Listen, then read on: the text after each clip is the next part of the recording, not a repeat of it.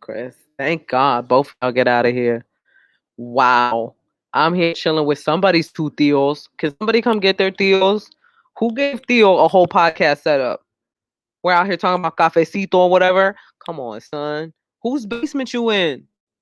Y'all realize we could go outside now, right? Did somebody tell y'all we could go outside? You stuck in a bunker somewhere? What you know that I don't know? You tell me. You got revelations? What happened? What happened?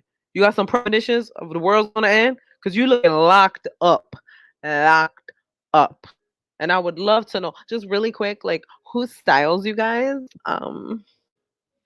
Love the t-shirts. Look, when I'm coming through, I'm gonna need y'all to wear like tuxes or something fancy. You just wake up, you in your pajamas, bro. That's what it looks like. You roll onto camera in your pajamas. Come on, son, don't play me like that. Come on, somebody come get your Theos. Seriously, come get your Theos. I can't.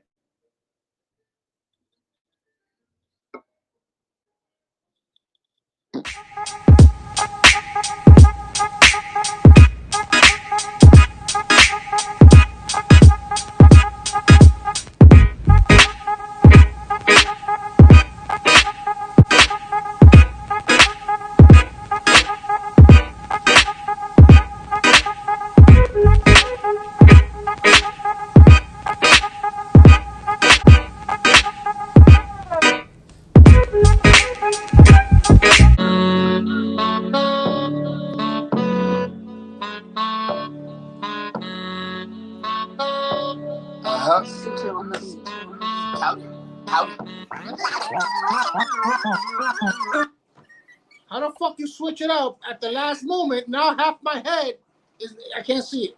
Let me tell you, it's a better look. It's a better look. What? It's a better look. Oh my god! Hey, Louis, but don't switch it up on me. Just like no, let's do things professionally. Yes. Salud. Salud. Lulu's crochet, baby girl. She started another branch. Another branch. What's going on, brother? Welcome, everybody. Welcome back to Breeze Shooters Podcast. We are the show that brings you news, sports, polka, and everything in between. We love the tweeters. I'm your host, Lou, joined by my very good friend, Christian Soto. Yes, sir. With his Boricua shirt. And really excited. We have a good interview lined up today. We have the talented comedian Gina Brillon. She's from the Bronx, New York. She has several comedy specials, HBO, Prime. She's a really talented young comedian, and we're excited to have her on so we can hear about her story. And Chris, did I mention she's also Boricua? Oh, you didn't mention it, but that makes it a whole lot better. Listen to me. I think it's Brillon. Brillon. That's what I said. Brillon. Okay, no, don't. The double L changes its meaning. Brillon. There you go. That's what Hoy tenemos Gina Brillon. Yeah, there you go. See, I like it. You're learning, Lou. This is what this podcast is about. You progressing. Really? Now it became about me. I thought we were trying to improve you. Yo, so Lou, what's up, brother? Listen, a lot of things been going on, man. I've been keeping my ear to the ground, and listen, there's been turmoil. There's been turmoil in a very, very known podcast. Oh, that's the Joe Biden podcast. Yes. So I'm like, yo, listen, Lou, at the end of the day, salary, no salary, partnership, no partnership. To me is wherever. The good thing about me and you is, and I'm gonna say it because somebody gotta say it. And you too humble. I'm humble too, but you humbler. You humbler. Okay. Humbler the word. Humbler. All right. Listen. Wherever we go, okay, we light it up. Hey, Chris, we just light it up because you know what it is. Go ahead. Chris, I'm sorry to cut you off. Let's bring somebody in that could really light it up. Let's bring in the lovely Gina. Welcome, Gina. What up? I'm still chewing my chicken. Hey! Y'all caught me mid-chew. I was eating, bro. No. Hey, listen, do you? Why y'all didn't check the camera first when you bring me in, bro? It fits right. It's right on brand with the show. That's welcome. Here, bro.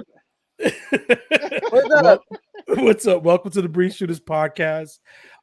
Gina, before we begin, I just really want to thank you for making time to sit in with these two jack-offs. And it's a true pleasure to have you on the show. Thank you so much. What have I gotten myself into? No, Oh, Lord. we promise to behave. I can't promise for Chris. So. Whoa. You promise.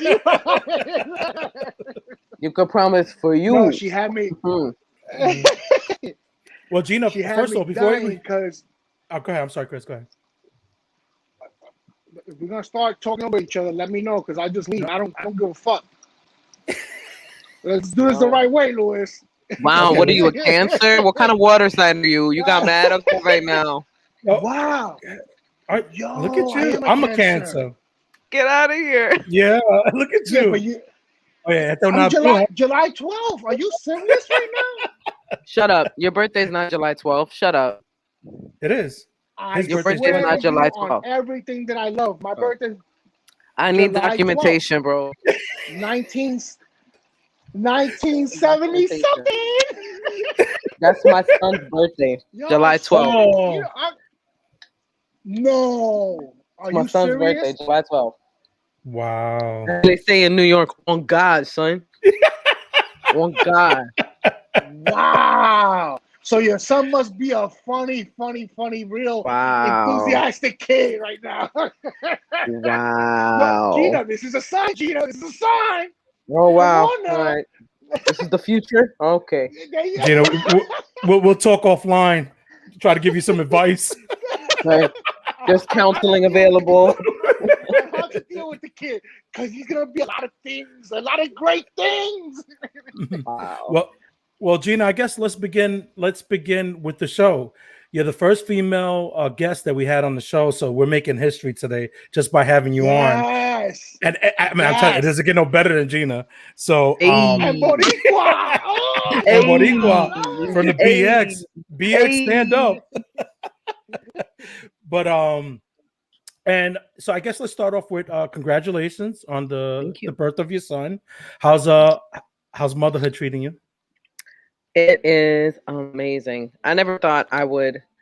I was so nervous when I found out I was pregnant. I was like, oh my God, how am I going to do this? I was so scared. And then the second I held my son, I was like, I will murk all of y'all. I will kill for this little boy. I will. Y'all don't understand. I fell into motherhood, but I'm definitely one of those, like, what's it say? Like a tiger mom. Like, I'm definitely like, I'm going to be the mom that's in somebody else's mom's face.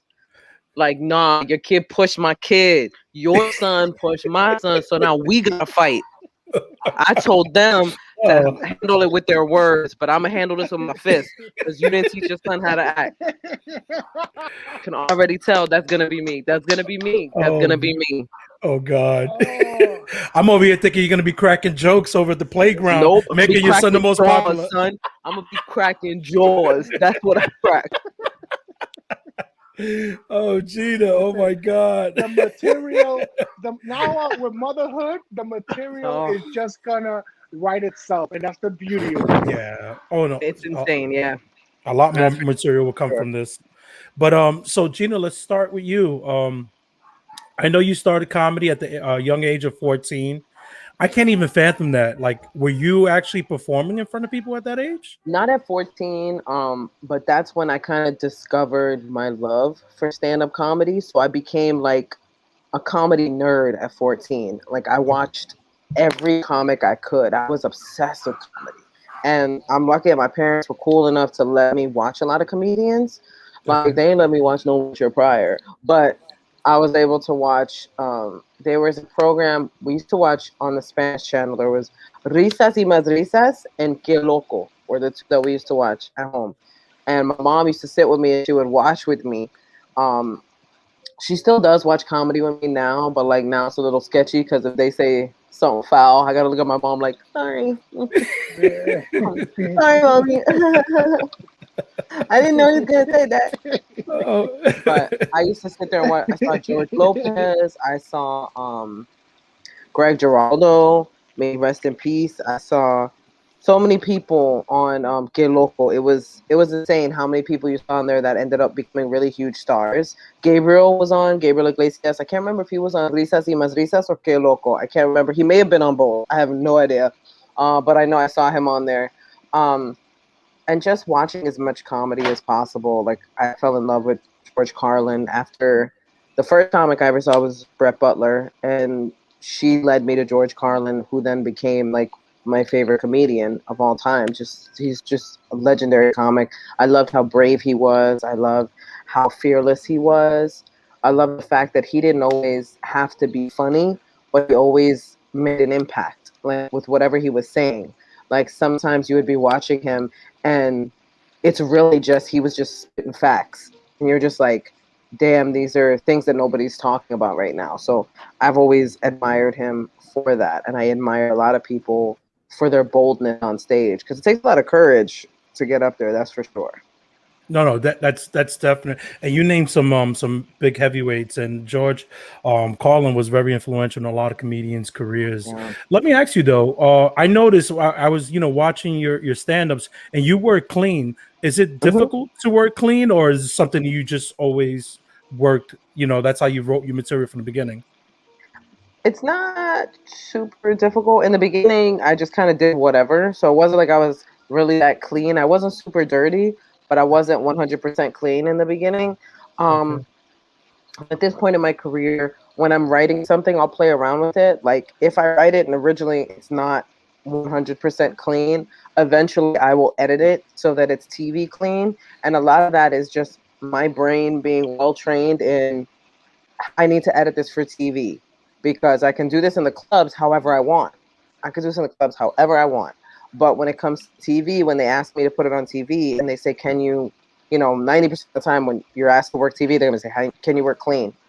And they already know I can work clean, which makes it a lot easier. Once you kind of establish that you can work clean, it makes it a lot easier to get TV work. And I picked up on that pretty quick. And so I just started writing along that vein. Plus, I still had I started when I was so young. So I had like family members coming to my shows. There was a time where I was heavily involved in the church. So I had a lot of church people coming to my shows. And so I was just mindful of all of the people that affected my environment. It's not so much that I was editing specifically for them, but because they were the majority of the people I was hanging out with, I started to understand their sense of humor and incorporate it into my set as much as I could. Because I would still talk about things like sex, I would still talk about things like relationships, but I kept it within that PG-13 kind of clean where it was like, it's not going to make you run for the hills if you hear me say it on stage. You know. No, you definitely get your point across, and you do it in a clean manner. And I always like Gabriel Iglesias. He's another one.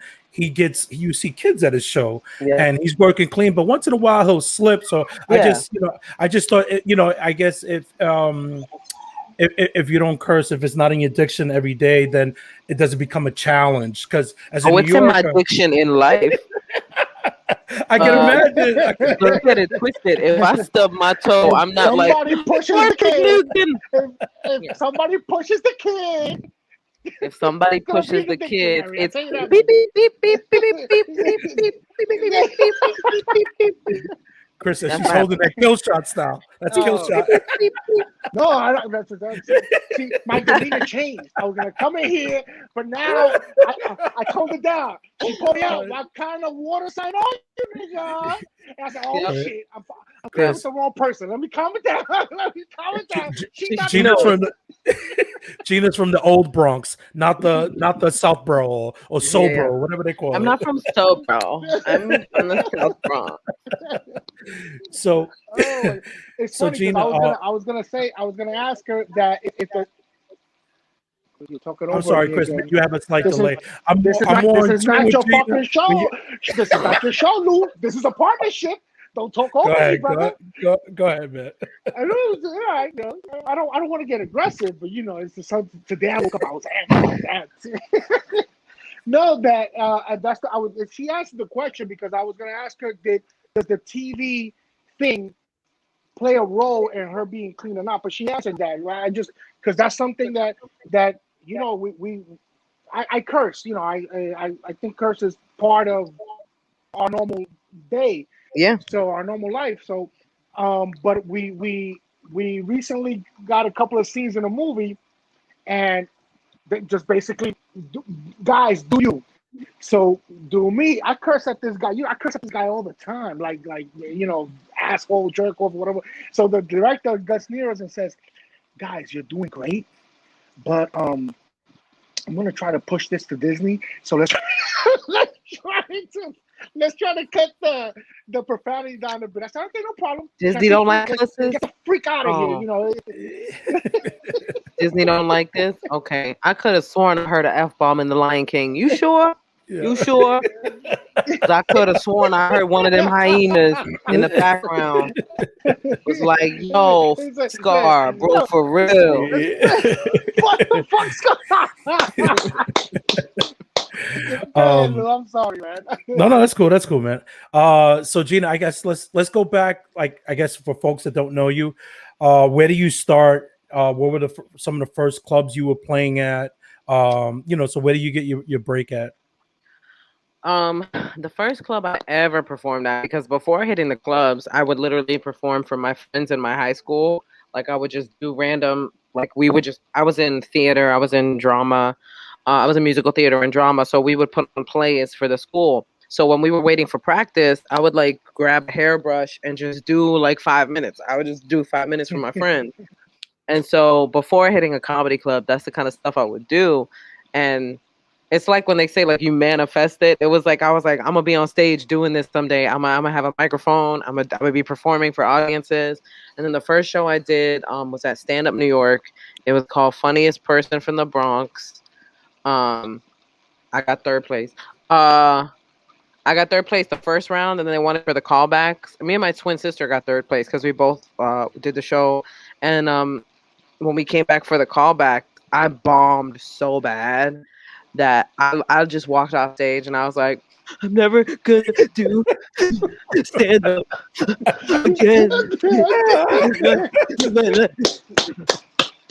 That was me right now. But it turns out I'm a masochist. So you went back. So I went back. Of course. How was it the second time around? It's working out, so we're good. I think the third time I got on stage, I don't remember how long it took me to get back on stage, but it was hard in the beginning and this is why I feel for so many newer comics, like stage time's really hard in the beginning because nobody knows you, nobody really messes with you. You really gotta find your own little clique of people that know the hookups, know the good shows, will take you to mics, will protect you. Like I had a lot of brothers in the game that, looked out for me a lot. So I have a lot of love for my comedy brothers and my comedy sisters that looked out for me too. But in terms of, me being a female comic, to have those guys in my corner, like I remember having an argument with one of these guys one time because he wanted to give me a ride home. And the girl from the Bronx. I was like, I don't know you. I'm not gonna be alone with you, bro. I think I'm a chicken head, son. I'm not gonna go with you nowhere. And he was like, it is 2 a.m. You cannot take the train by yourself. I was like 18 years old, and this guy was he was a cop and a comic. So he was like doing stand-up comedy when he was a cop, and he was like, Gina, this is like the most dangerous time for you to be on the subway. He's like, I know I patrol these damn streets sometimes. I need you to get in the car. I'm gonna drive you home. And I was like, yo, this is how Bronx I was sometimes with people. I used to tell people this all the time, and it's after having a couple of instances where guys took advantage of the fact that I was trusting, and they got inappropriate. So after that, your meter goes up, and you're like, you know what? I can't trust none of you motherfuckers. I can't trust none of you. I was like, I'm not getting in the car with you. Finally, I agreed to get in the car, but I was like, look, I'm gonna tell you this right now. I'm gonna agree to get into your car, but if at any point I feel uncomfortable, I'm gonna beat the shit out of you. Wow. And I looked him dead in the face and I was like, I'm gonna beat the shit out of you. I was like, I'm not even playing with you. I'm gonna beat the shit out of you. I won't stop until you're unconscious. Do you understand me? Oh And he was God. like, okay. Mind you, this dude had to be Yeah. like 6'4" and freaking like Bronx girls be crazy. At like 6'4" and like at least 190 pounds. And I was like, yo, no fear, son. No fear, son. Fight you. I'll I'm fight you and I'll make surprised. you whip. I'm surprised he didn't tell you. You know what, Gina? I think you should take the train. You know what? You seem like you gonna be alright. So you go ahead and you take that train, shorty, because You good? You I am good? now You afraid good? to have you in my car. So Or you could have got the other guys like, wow, I'm turned on by this. This is right, a feisty Latina. I'm gonna try something just to No. spite her. Just to spite her, I'm gonna try something. And then that's how you get stabbed. Yo. Don't blame me when you get stabbed. No. Don't blame me. Oh, That was I gave you the it rules. was true. It was true. It was true. She wasn't playing. She stabbed me, but then she drove me to the hospital. She nice though. She nice though. She stabbed me, She punctured my lung. but she made sure I made it to the ER on time. I wonder if she gonna call me. I left her my number. I wrote it in blood on the cardboard. So Gina, staying there on the club scene for a second. Yeah. You made mention that being a woman comedian is difficult. Is it more difficult for the business aspect or is it the audience? Like is it like when you feel like at that time when you went on stage you had to be extra to kind of win over the audience, or you felt more like they were trying to like backstab you, the other comedians, or they were making it more difficult for you? It's not so much backstabbing because if anybody was trying to backstab me, y'all sucked. Cause I really was like, I did not have that experience. But maybe that's also because I'm a pretty upfront person. And like, I'm not, there's a lot of people I think in the game that would try to backstab you because they know you're not going to confront them. Mm. Once they know you're a person that's going to confront them, I think it changes their mentality of like, it's almost like the way you carry yourself. And I think you really have to be from a hood to understand that the way you carry yourself speaks to people. So if you carry yourself, like people see me on the subway and they're like, you look so unfriendly. I'm like, that's my hood training. That's from being in the Bronx for so long. That's from living on Dykeman. And oh, when I lived on Dykeman, like I can't walk around with the deer in headlights look. I have to walk around like I know what I'm doing. I have to be sure of myself because the second I look like I'm lost or if I appear to show any weakness, then I put myself in danger. So I think a lot of Yeah. that was what I carried into comedy as well, where it was like, I'm a nice person, but please don't try me because I'm nice to a point. And people always think like, oh, nice people always forget.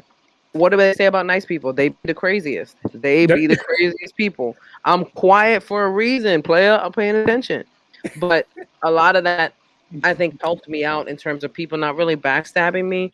There was some shady things that happened, but I think I always was so upfront about it that it was like, if you tried to shade me in any way, it was like, well, you played yourself because I'm just gonna bring it to you. I'm just gonna bring it to you real and be like, look, this is the situation. I heard this, this, and this.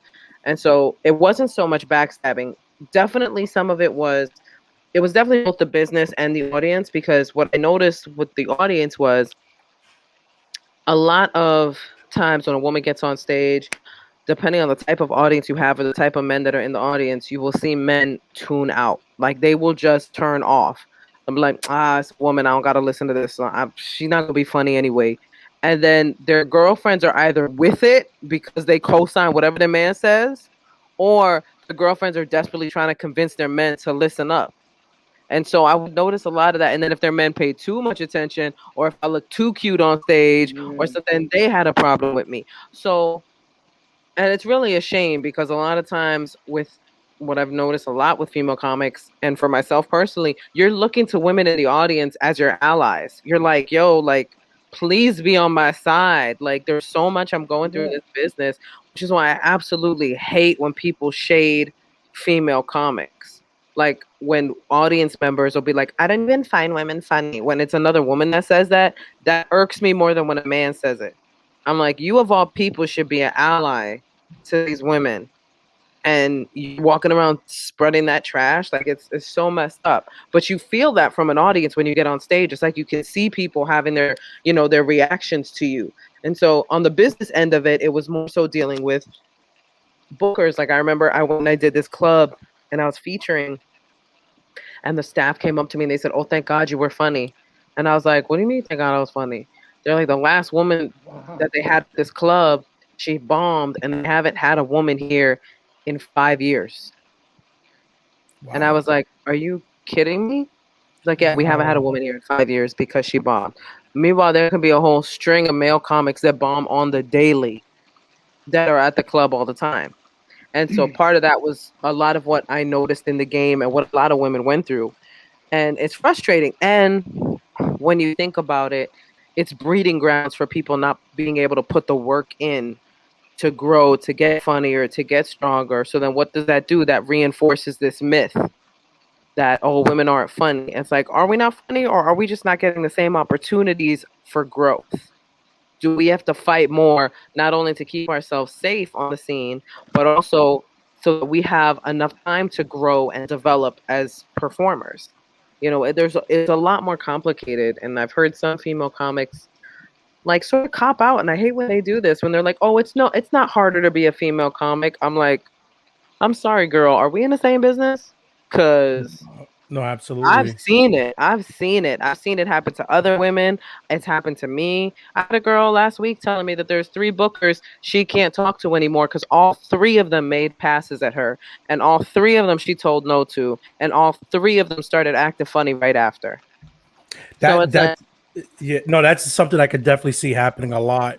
And yeah, it's funny that you touched on a lot of the things that I observe because I go to comedy clubs a lot, and I want to say only a handful of female comedians I've seen. And I'm like, what is it? Women are not comedians, and that's not the case. It's just like you said, they're not getting the opportunities, and it's a shame. And I always thought back, well, maybe there's some shisty stuff happening where guys are hitting on these comedians, and if they turn them away, then there goes their career or their opportunity for that club. And it's unfortunate. It truly is in unfortunate. in my case, I've never seen a woman stand. I've never gone to a comedy show and seen a live woman perform. And believe me, maybe 75 or 80% of them were good, of the comics that I saw, and then there's got 20-25% that weren't that good. I started, and it's funny Gina says that because I was one of those people. I was one of those people. Oh, she's a woman. She's not gonna be Richard Pryor. She's not gonna be Eddie Murphy. She's not gonna. Gina, he's a And pig, right, Gina? automatically, it, no, because I've heard that. You know what's funny? I won't say who because I'm respectful, but there was and I know how he meant it, so I didn't take it the wrong way, but I understand. Like, what I appreciate is people's growth. If you were there and you grew past that, then I applaud you for that because you grew past that mentality. And a lot of times with our given society now and the climate now, we don't allow room for growth. It's like you're crucified for who you were. We don't actually give you the credit of, okay, you've evolved as a person, you changed, you knew that that was wrong, so you changed that mentality, you changed who you were. Instead of as we applauding people's should, efforts, exactly. yeah, for change, what we do is we crucify them for how they used to be. I'm not like that because I know what it's like to have to change. I've changed my mentality on several things. And the truth about human beings in general is that none of us are 100% awesome all the time. Like, we've had bad moments, selfish moments, ignorant moments. I myself have had so many ignorant moments when I look back at stuff I've said on stage and stuff I've done that I've matured and grown from that I'm embarrassed about. And there was this well-known comic that I had met, and we were at a party, and he got a little tipsy, he got a little drunk. And we started talking about comedy and the business. And he was like, I'm going to be real with you. I don't think women should be in the business. And I was like, Wow. excuse me? And then he said, I really had that mentality. But when I saw you on stage and I saw what you can do on stage, like, I don't know, you just make me think differently. And Sometimes you are the catalyst for change for an individual. Sometimes you make that change in a person. And I could have crucified him and called him a misogynist and, ripped him apart, but I saw the change happening. And rather than beat him over the head with you're wrong, you're wrong, you're wrong, change, change, change, we had a really meaningful conversation about that. And that's what changes people. Having those moments when you browbeat somebody with something, like I could tell you all day that women are just as funny and some women are funnier than men. I could tell you all day that. But until you decide to accept that, because really, funny has no gender. Funny has no gender. You're either Exactly. funny or you're not. But we Or you're place not. that role on it. Exactly. Yeah, we place it on there. And it makes no damn sense because just like I've seen some women bomb, I've seen some women destroy. And I've seen some men bomb and some men destroy. And I'm talking about big names, Yep. New Yep. Jack, all kinds of people. The comedy game is hit or miss for everybody. You never know. You can have all you can do is have faith in what you can do on stage. Like I know what I'm doing. So hopefully the audience rocks with me on this. But I've seen everybody from I've seen even Chappelle talks about bombing on stage. Like somebody like that who like is such a comedy Yeah. icon Mm-hmm. talks about getting booed while he was on stage. And it's like, yeah, this can happen to anybody. All you can control is how you feel about yourself and your place in the game. That's it. Yeah, I find too a lot of it is the crowd. If you think, Sometimes certain material just doesn't work with certain crowds. That's why it used to really upset me when comics would be like, it's never the crowd. Because that means one of two things. Either you, sir or ma'am, are a sellout and you do whatever the crowd wants, not what you want to do, but you do what the crowd wants so you win every time, Mm. or you're so delusional you can't even tell when you've bombed. yeah, yeah, Yeah, narcissist. That's the thing. Also, there's different types of comedy. There's this type of funny, and people, and there's people that see me. I enjoy the goofy comedy, and I enjoy the more witty comedy. I love comedy. So Yeah. I could sit down and watch, and like I said, I've never saw a female in person, but of course you got the Netflix, you got the Amazon, yeah, Hmm. and I'm saying, holy shit, this bitch is funny, yeah, and I'm Hmm. passing it over to my girls, you know, and my girl is all about woman power. My girl is about, yeah, so, and it's crazy that females have to go through that, but I'm able to see both sides because the old mentality, the old, how the fuck can you? It's like she said, how the fuck can you apply gender to being funny? Yep. Anybody Has could be nothing to do funny, with it. Has nothing to so do it's with it. crazy. um staying along those lines for a second. So how have you been? You okay, Gina? I got cookie on my finger. Y'all, I got No, cookie you on my made the finger. I was funniest like, face right now. 'cause I reached over and the rest of my cookie was That's the over there, trigger and I finger. That's touched the it. trigger. And I touched it. I was like, I got cookie on me. Oh Sorry, go God. ahead. No, I just want, like, the pandemic's been rough for everyone, Yeah. and it's really been rough for, I can imagine, comedians, because you really can't get out there, you can't interact with Mhm. folks, but more importantly, I think you don't have those experiences to kind of develop and craft your material. Has it been difficult for you, or have you kind of changed directions in terms of now I can talk about my child and my husband, the funny things, or the things that It's got on your been nerves? it's been difficult for everybody. Every comic I'm talking to, all they talk about is how difficult it's been getting back into the swing of things because you feel a little bit like your comedy muscle has atrophied because it's a Mm, muscle that you work. It's why we're so relentless when you love this about going out on stage and getting up every night or getting up as much during the week as you can because we want to work that muscle. It's like somebody who's obsessed with the gym. That's how we get our workout in, is we get on that stage and we do our thing.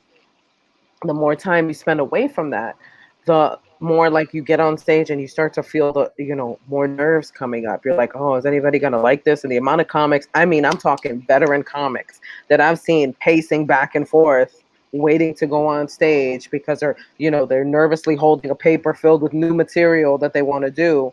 And it's just like everybody's in the same boat, which is kind of comforting.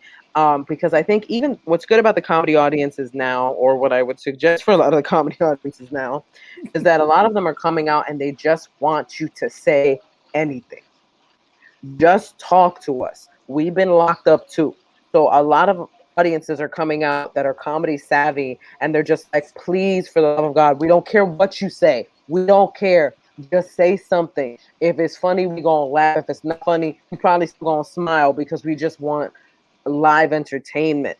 And so there were a couple of like really shaky shows where it was like I had this new material and I was working out this new material, and then you bail on it because you feel like it's not doing well, and then you force yourself to do it again. And it's just this cycle, which has its good parts and its bad parts, because the good parts are you're kind of filled with the same fire and the same relentlessness as when you first started comedy, because you're like, this feels like a new beginning. This feels like a chance for me to just start over with who I want to be, what I want to be on stage. Because for me, the pandemic was not only, all about my motherhood and becoming a mom and being pregnant for the first half, but it was a lot of self-evaluation, self-discovery, self-awareness, and me really kind of looking at where I'm at now in my life versus where I was pre-pandemic. Like, it puts you, because it changed everybody's priorities. The pandemic changed our priorities. The pandemic changed what's important to us on a personal and business level. Like, yeah, I was talking about it on stage last week. How many people did you cut off during the pandemic because you realized they had no business in your life? How many relationships ended because they realized they couldn't stand being together that much time? Like, it changed a lot for everybody. So I think we're all in a phase of new discovery coming out of this. And if we embrace that, then it's a really great place to be. But I think it's kind of scary for a lot of people to embrace. I've just kind of accepted that everybody's kind of like finding their balance now, including me. And I'm trying to find my balance. And the first headlining gig I did, I was so nervous. I was out in Colorado. I did 3E's Comedy Club in Colorado, which was amazing. But I was so nervous. The first show, I was backstage and I was like, man, I got to do 45 minutes for these people. What the hell am I going to talk to these people about? I have no idea what I'm gonna talk to these people about. And I'm looking at my set list and I'm going, judging my set list and being nervous. And, I meditate a lot. So I meditate and I do breathing exercises and everything. So I did a little meditation before the show to kind of get my mind right. And then there was something that an acting teacher taught me long ago that I always remembered. She taught me this for auditions.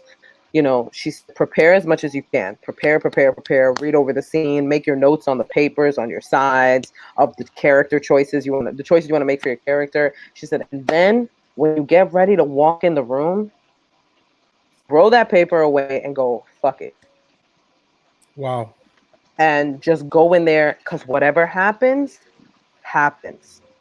And I kind of took that mentality to the stage where I was like, you know what? I can't control what's going to happen in that room. All I can control is what I'm going to do on that stage and my attitude going in. And I'm going to go have fun. And whatever happens on the stage happens. If I forget new material, I forget new material. If I do all new material, then I do all new material. And so I had a blast that weekend, just constantly reminding myself of that mentality of just get up there and have fun with what you're doing. And so, with that being said, do you let the moment kind of dictate which way you're going to go with it? Based on your Usually, material. Oh, wow. usually I'll go up there with an idea of what I want to do in terms of newer material, and just let myself be a little more loose. Because what I did notice too in the beginning of like when we started opening clubs again was I've been doing this so long and I've been such a professional for so long that I can sometimes be too polished. And I was losing that fun conversational quality that I've always loved that I had on stage. I realized that I became such a I can get the job done and I can be such a precise comedian that I was like, I need to have a little more fun and allow mistakes. I need to allow the rawness, because what what I notice about a lot of audiences too is they like to see the process. They like to see you building stuff. They want to know that you're human in some way. You know, if you're too perfect up there and too controlled up there, it's almost like, yeah, they'll laugh and they'll get into it, but they don't take anything home from that. Whereas with somebody who's like real and relaxed and raw, they don't just leave saying, "Oh, that chick was funny." They go, "Oh, Gina was funny, Gina," because I related to something she did on stage. You know, and that's a beautiful thing when people go home remembering who you are. And Gina, I'm sorry. You just took me to a play.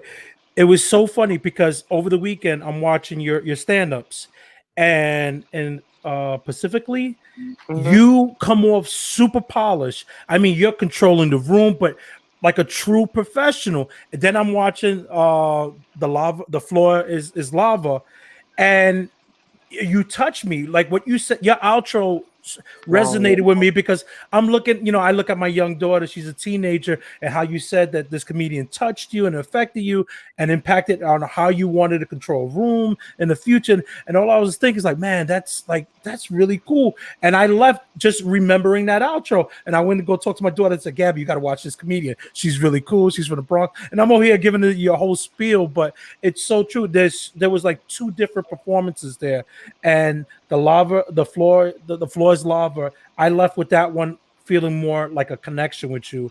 So it's yeah, funny that you say that because I experienced it over the weekend. It was cool. It was so yeah. Don't different. I mean I loved my first special. Don't get me wrong. Gabe produced it, but that special was about 15 years in the making. That was 15 years of working before that was put on tape at all. Before that was put on TV, that was 15 years of me working. So Wow. what you saw was the most polished version of that set.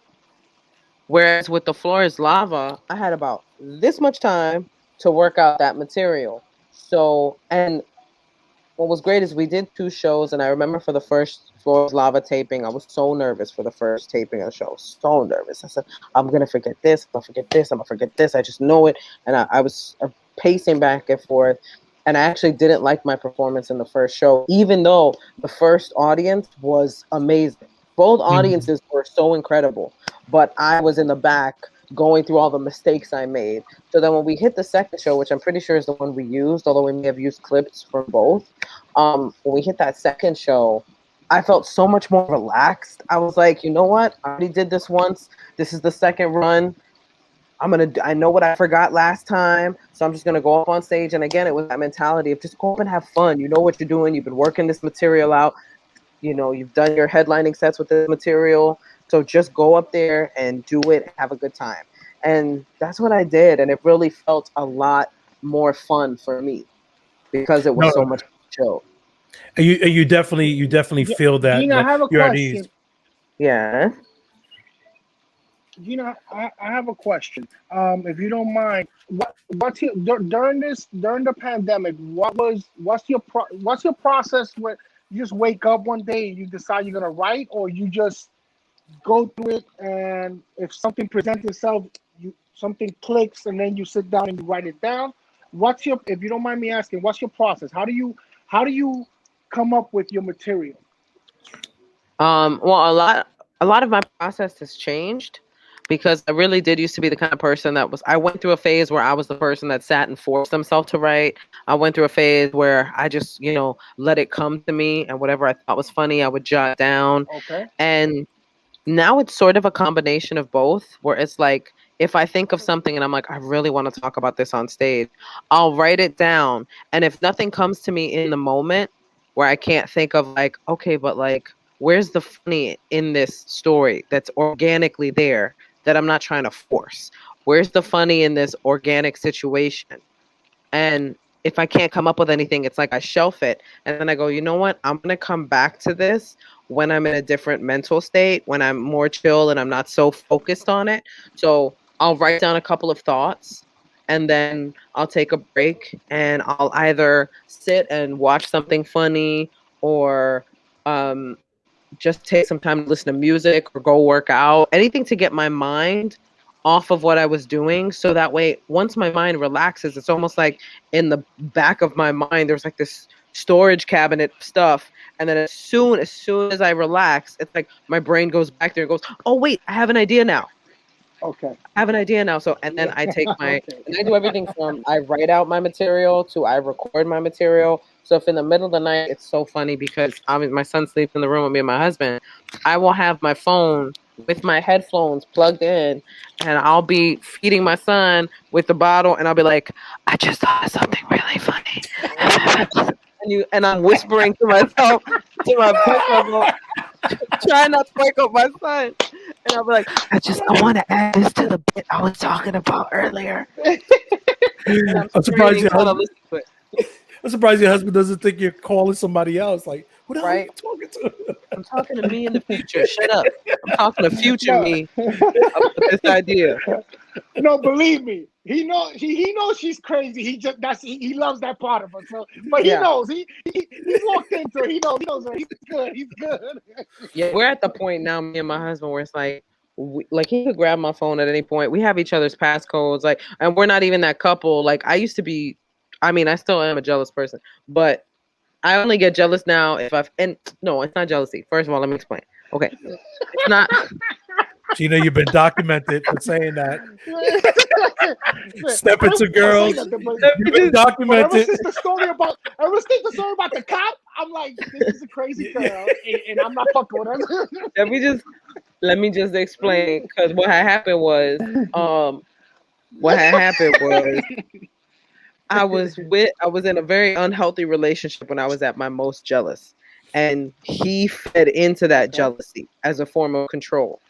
And with my husband, we've been together now 5 years, and like we had ups and downs, ups and downs, ups and downs, ups and downs, ups and downs, ups and downs. I've realized that I'm not jealous, I'm territorial, because I don't get jealous of women in general. But if I feel like you're trying to violate, and like Invade the space.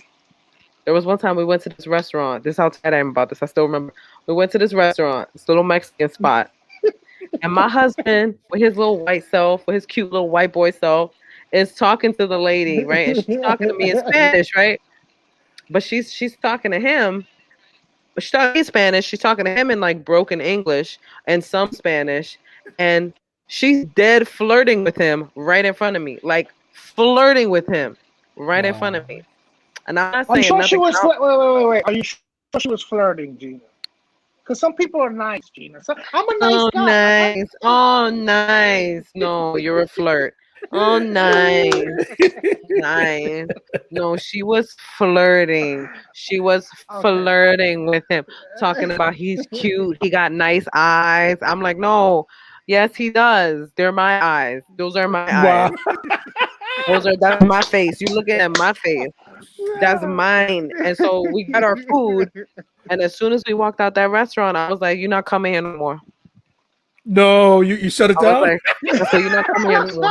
Yo, are you Gina, serious? Gina, you gotta You're not exploit coming that here no more. situation. No, Gina, you're you not gotta. coming here no Gina, more. I'm not into the sign thing. But what sign are you? What zodiac sign are you? I'm an Aries.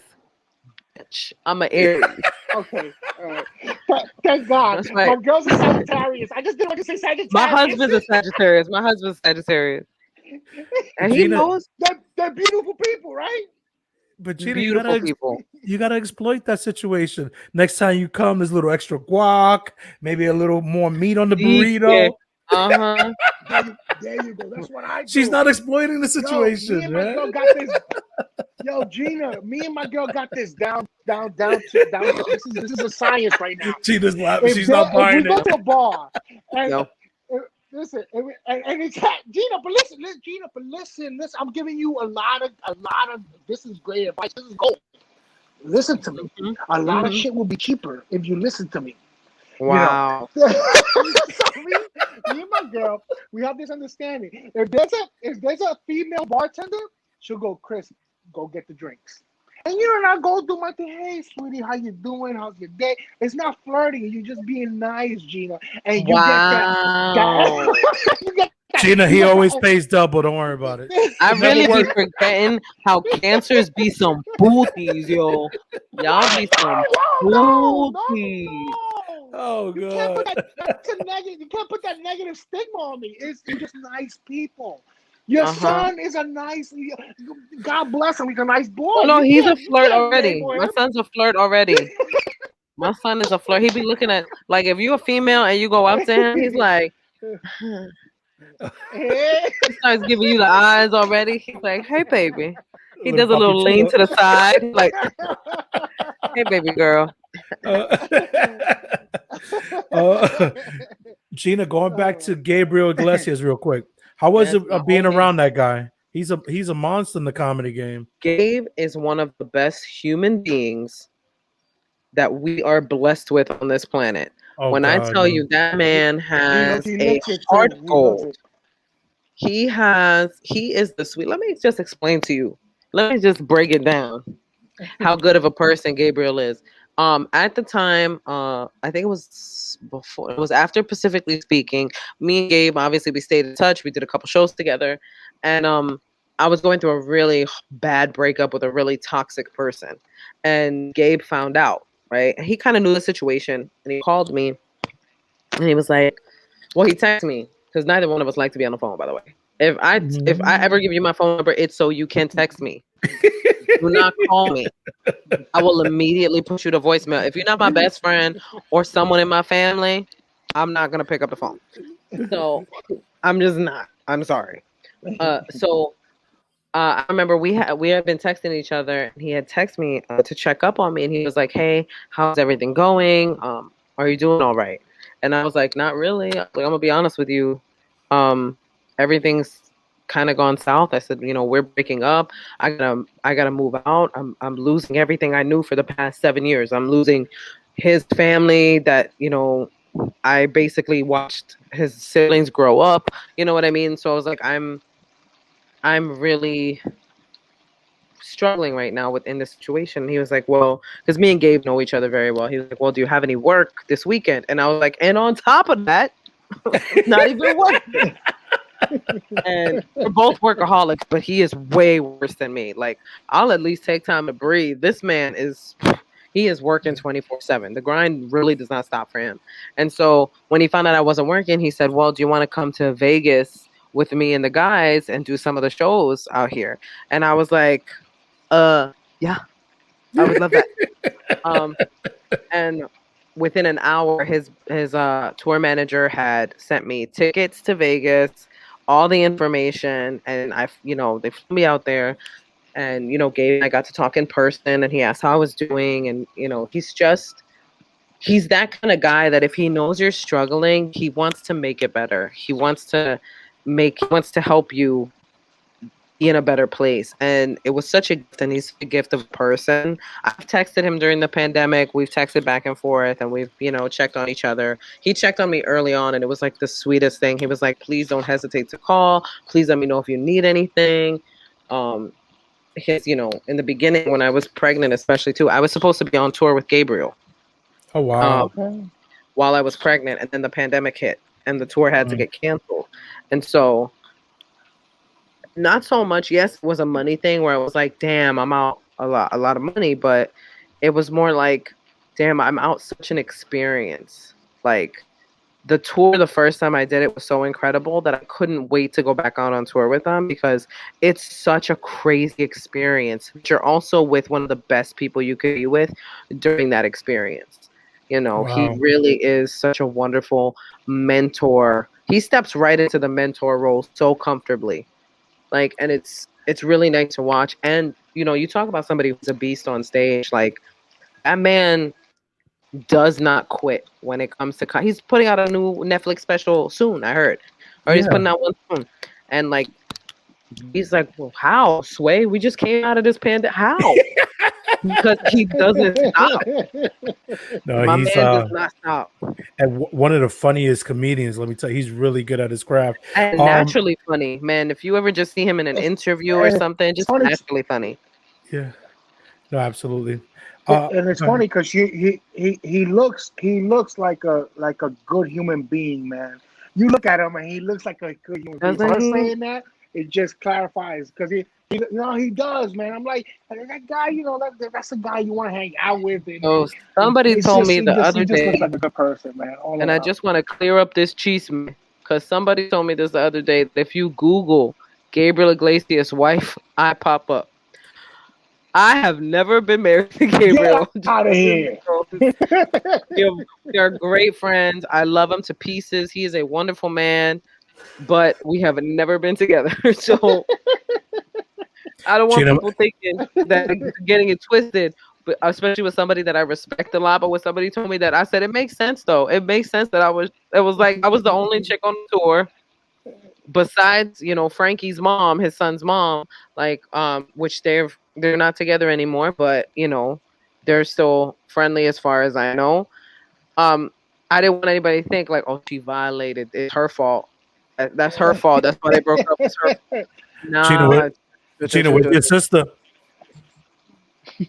Go check your sister, Gina. We'll go check. I'm gonna call my sister and be like, Oh, listen, the National Enquirer just sent me a picture. I know your shoes. I know your shoes. I see your shoes. TMZ. Oh, Oh shit. oh man. So I know you were also on is that CBS? Kevin Can't Wait or Kevin, I was the on one with Kevin. correct. How was Kevin James? How was he being around He's him? dope, man. Like I didn't really get to spend a lot of time with him, but like our interactions were always really pleasant. He's just super likable, just a sweetheart of a guy. And watching him on set wear so many hats was Really? really inspiring. When you're in the writers room with somebody and they're making the edits on the script and they're going, okay, well we're going to change that. Let's change that scene, and you're working with the writers, and then you see him on stage and we're recording or we're rehearsing everything, and he's still editing and adding and pulling out and going, okay, we don't need this, or I don't think that's funny enough, let's try this physical thing that I can do. He's very physical, and it comes so naturally to him, and he knows his physicality so well that he would be able to pick up on something right away, like, oh, if I do this, it's going to be way better than what we have right here. I can do something way better than that because I know myself and how I move. And just watching him be so self-aware and so aware of what he wanted in the show. When you're working with people like that, like when you're working with somebody who's like a real boss, it's just your jaw just hits the floor every time because you're just like, wow, this person's so impressive. And he really is an impressive person, man. And a good dude, which is always nice when you meet somebody who's at his level, who's actually also a good person. Oh, that's good to hear. That's good. So what's next for you, Gina? What's on the horizon? A lot of stuff I can't talk about, but as soon as I can talk about it, I will let you know. But just know that things are happening. So if you can keep up with me on social media, that's awesome. Um, Obviously, the first immediate goal for me is starting work on a new special. Um, where that special will live, I don't know. I loved working with Amazon. Um, and they were amazing. So, if they wanted another special and they were down to do it, I had such a great experience working with them that I would definitely do it again. But we don't know where it's going to live yet. First, I want to have fun putting it together, really just kind of playing around with some of the things I've been writing. But until then, it's just really going to clubs, working out this material, then figuring out the whole special thing. But there's some things coming up. That's good to So hear. follow your girl on Just social keep media. just keep us posted. We want the exclusive. Yes, you get the exclusive. Gina, any clubs people could find you at? I know it's rough right now with the pandemic, but any spots people could probably check up on in New York? Yeah, definitely. A lot of the spots that I'm hitting in New York is going to be the Comedy Cellar, Gotham Comedy Club, which is like a second home to me. Um, and the Comedy Cellar has been doing a lot of shows, so I've been all over there last week. This weekend I'll be at the Sandman Comedy Club in Richmond, Virginia. So you guys can check me out there from the 27th to the 29th, which is going to be fun. I can't wait to get out there. I've never been to Richmond before, so I'm excited. But I love Virginia. I've been to other parts of Virginia, so I'm excited to go. Hopefully they like the new stuff. um, be cool, Richmond. Be cool. But in the New York clubs, I would check the Comedy Sellers website, which is just comedyseller.com. You can check the lineups and see if I'm on any of the lineups there. I usually will post on my Instagram what clubs I'm at. So it's at G Brillon on Instagram. If you guys want to check out my Instagram, I'll post flyers and stuff from shows for that. Stand Up New York is another club, New York Comedy Club. So, I mean, the best way to find out is going to be to either follow my Instagram or my TikTok, because that's where I post a lot of my show stuff. And then it just gets shared to my Facebook page. But if you want the exclusive, head over to my Instagram, and then I would say TikTok after Instagram so that y'all know. Absolutely.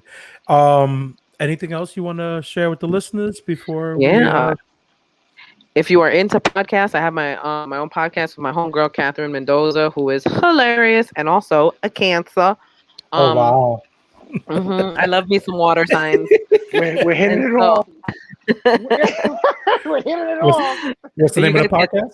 It's called Mess in Progress. You guys can check out some of our episodes are up now on all podcast platforms, and yeah, we're definitely getting ready to do some big stuff with the podcast. So check it out. It's also just a good time. It's we call it a homegirls guide to self-help. So it's just two homegirls who are trying to fix their lives, talking about the different ways in which we're trying to fix our lives, and talking about social issues and how they affect us and everything. And so that's always a good time because we are ridiculous together. Completely ridiculous. I can't wait. Well, listen, Gina, it's been an absolute pleasure having you on the show. You are very funny, and I'm really proud for you. I'm really going to be looking out for you. I'll make sure anything new that you got coming on, I will definitely share it with our listeners. And I wish you nothing but success, and keep on doing what you're doing. You make us proud. You're a true New Yorker. Thank you so much. Yes, thank you. I'll thank someone for you. Thank you. Hey. And happy birthday to the young king. His birthday is coming up soon. I know. Because my birthday. God bless him and this freaking day. Let me tell you this. You're gonna have your hands full, but it's gonna be a good thing. You don't stay. You don't stay. Wow. I'm just saying. Gina, much success, Gina. God bless you. It was a pleasure. It really was. I don't know if I'm done. You gotta tell me I'm done. No, you're done, Gina. Thank you. I'm just laughing over here. You're just gonna let me sit there like a phone dot, just sitting.